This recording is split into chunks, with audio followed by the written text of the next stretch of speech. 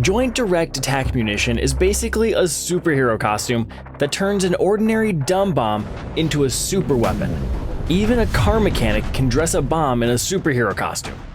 Still, designing such a costume is a whole different story. The US and Russia have achieved remarkable success in this matter, but who has a better chance of winning the largest military confrontation since World War II? JDAM superpower versus Russian handcrafted smart bombs. Let's go. JDAM broke into combat reports as a true triumphant. Many analysts started discussing a turning point on the Ukrainian front line after they'd seen the first footage of its use. April 23rd, the city of Bakhmut, Donetsk Oblast.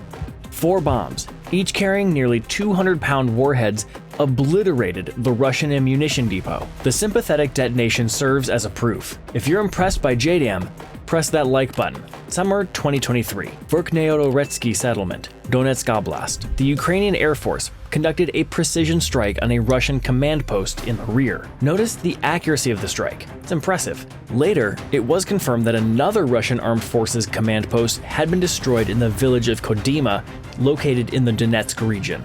Everything seems to be done easily, effortlessly, and deadly, like a shoot-and-forget scenario. Then there were more to come, and suddenly, this photo catches our attention. It confirms that Ukrainians have received a more advanced version from the USA, the JDAM-ER. The range of this modification spans 45 miles, 3 times greater than standard JDAMs. Before you can even blink, an American JDAM-ER will have flown overhead. They are an almost impossible target for air defense systems to destroy. These devil's messengers reach their destination in just a minute or two. Typically, air defense systems are calibrated to detect missiles that follow a specific trajectory and stay in the air for a long time. The American JDAM-ERs have been successfully integrated onto Soviet aircraft, namely the Su-27 and the MiG-29. This adaptation now empowers these aircraft to undertake genuine strike missions in line with NATO standards. Previously, the Soviet jets couldn't deploy guided bombs while attacking enemy targets. Due to the straightforwardness, yet effectiveness of such a solution, Western media started referring to the armed forces of Ukraine as the MacGyver's army. So it appeared that the American smart bombs had lived up to the expectations set by both Ukraine and the United States. But after a series of successful missions, the armed forces of Ukraine stopped publishing the results of JDAM-ER strikes. What happened? Perhaps Ukrainian resources have stopped disclosing the strike outcomes, yet the Royal United Services Institute has voiced an opinion about Russia jamming GPS signals. Reportedly leaked American documents reveal official concerns about the matter. Have the Russians found a weak spot in the bomb control system?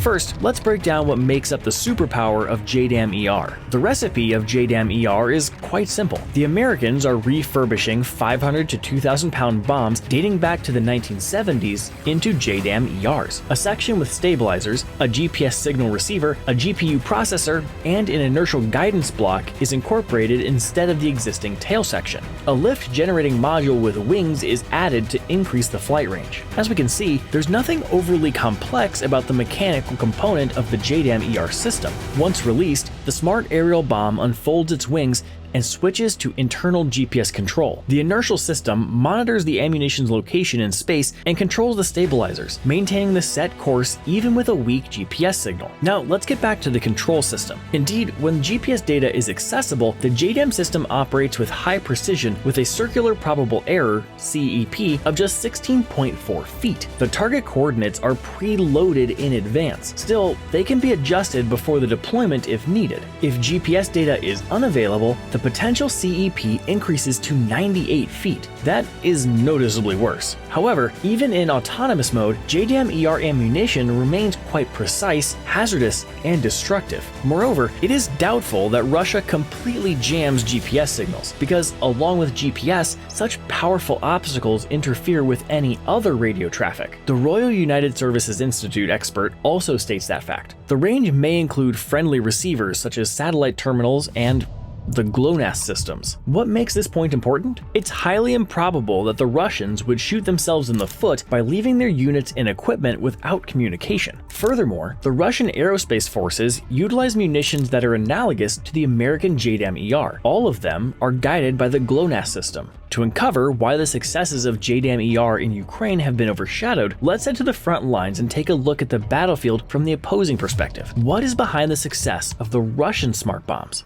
Initially, Russians started installing the Universal Planning and Correction Module (UPCM) on the Fab 500 bomb. The number 500 in the index indicates the weight of the bomb in kilograms. This amounts to 1,100 pounds. The explosive weighs 500 pounds. That's 300 pounds more than the JDAM-ER munition received by Ukraine. It turns out that Russian bombs equipped with precision-guided systems have a greater destructive capability. That's the first point to consider. Secondly, the Russian Planning and Correction Module is installed on the bomb in field conditions and does not require any special equipment. At the same time, American bombs have a different design, so the installation of the JDAM module should be carried out by specialists at a repair or manufacturing facility. So basically, the Russians assemble a bomb right at the airfield. This nuance immediately made its mark on the front lines. For example, back in April 2023, the Russian aerospace forces deployed 20 to 30 rounds of ammunition per day. Currently, Ukrainian military positions are targeted by up to 700 Russian smart bombs every week. It is worth mentioning that, in fact, craft production affects safety. There have been cases of abnormal ammunition discharge, such as the incident in Belgorod. A bomb exploded, leaving a crater 65 feet in diameter. The other one demolished the balconies on 3 floors of the house. There was no explosion. After falling, it went 22 feet underground. However, the Russians are not concerned about the safety of civilians. That fact creates an opportunity for dangerous experimentation. Another crucial nuance: Russians have several options of ammunition carriers. The Fab 500 bombs with the UPCM can be carried by the Su-34 and Su-35 fighter jets, and according to some reports, Su-30SM and Su-25 aircraft as well. The Russian bombs proved to be quite versatile in this regard. Regarding the JDAM-ER carriers, this module was developed for Western aircraft, which Ukraine does not possess. Significant modifications had to be made to the suspension system in order to equip Ukrainian MiG-29 and Su-27 fighter jets with these bombs. The Lau-118/A pylons were provided from Western aircraft. Even after a significant upgrade, Ukrainian fighter jets still cannot change target coordinates while in flight. The pilot must navigate the aircraft to a precisely defined launch point in 3D, including the exact altitude. The fourth important nuance is the number of carriers. In total, up to 400 Russian aircraft are based near the borders of Ukraine. With this number of fighter jets, the Russian aerospace forces can carry out up to 1,200 sorties per day. However, in fact, there are 100 and more sorties a day. 4 days prior to the capture of Avdiivka, there were 160 of them per day. However, this is still significantly more than the Ukrainian Air Force can conduct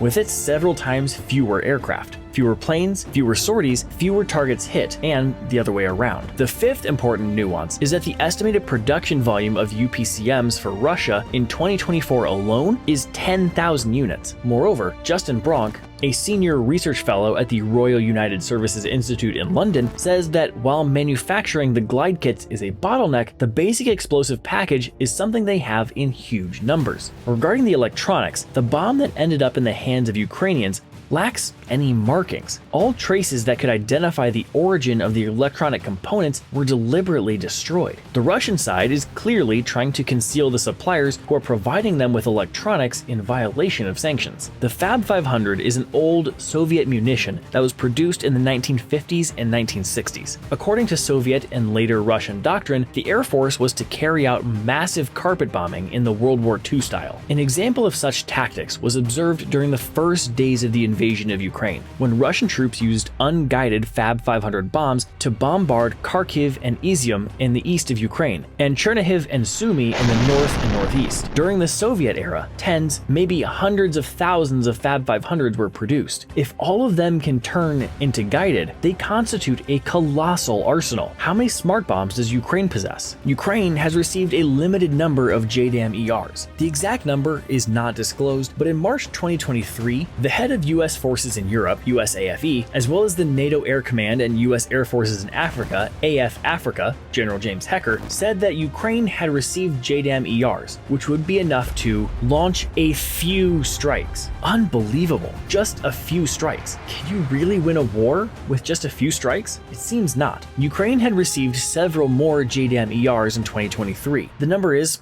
once again, unknown. On January 20th, 2024, Boeing landed a $40.5 million contract from the US Air Force to produce new JDAMs. The order must be completed by June 30th. Based on the amount, it seems to be about 1.5 to 2,000 JDAM-ER modules, depending on the bomb's caliber. Even if all the new ammunition end up in Ukraine, this will not be enough. The latest nuance that has altered Russia's air and space forces doctrine and enabled its success is the classification of munitions. In addition to the Fab 500 and Fab 250, which were introduced slightly later, Russians have implemented a universal planning and correction module for more powerful Fab 1500 bombs. These bombs had a huge influence on the occupation of Avdiivka. The warhead of this munition weighs 1,500 pounds. Its primary purpose? Destroying industrial and urban structures, as well as other objects that can be used for defensive fortifications. The radius of severe damage from this bomb's explosion can reach 230 feet, but there's more. In March 2024, Russians resumed mass production of the 3-ton aviation bombs Fab 3000.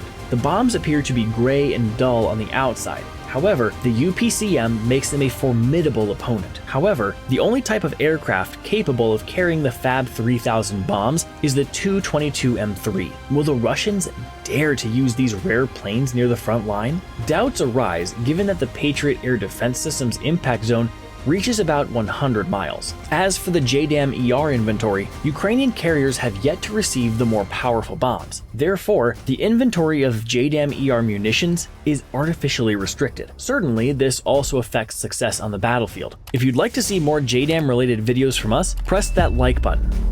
Conclusions. The JDAM-ER triumphs have gradually diminished due to an insufficient bomb's quantity, a limited range of ammunition, and an even smaller number of carriers. This played into the hands of the Russians, who focused on developing ammunition with the UPC module. Their bombs now rival the American JDAM-ER in range, and the potency of Russian munitions sometimes surpasses their American counterparts. However, Russian smart bombs still lose in accuracy. The CEP for UPCM bombs is about 32 feet under ideal conditions. This is twice as much as for JDAM-ER. Aware of this shortcoming, the Russian aerospace forces are trying to compensate for it with a large quantity of bombs. The situation could change if the Ukrainians receive significantly more JDAM-ERs. No wonder the United States has provided Israel with about 3,000 JDAMs since the beginning of the war in the Gaza Strip. This indicates that these munitions should be used on a massive scale. Then they prove highly efficient. Even greater success can be anticipated when Ukraine receives F-16 fighter jets along with the next shipment of smart bombs. First, it will help unlock the full benefits of JDAM technology, as it can carry more powerful 2,000-pound bombs. Also, according to Kelly Greco, senior fellow at the Stimson Center, F-16s could hit ground targets. Secondly, with the AMRAAM-ER air-to-air missiles, the F-16 can heighten the threat level for Russian bomber aircraft with UPCM, thereby reducing their effectiveness. Russian fighter jets simply won't be able to fly as close to the front line as they do now. And thirdly, a significant issue rises behind the idea of employing Russian FABs with UPC modules. For maximum range effectiveness, the aircraft must ascend to its maximum altitude, where it will then encounter Ukrainian air defense systems. What do you think? Can the F-16 reclaim the triumphs of the JDAM-ER? Feel free to share your thoughts in the comments.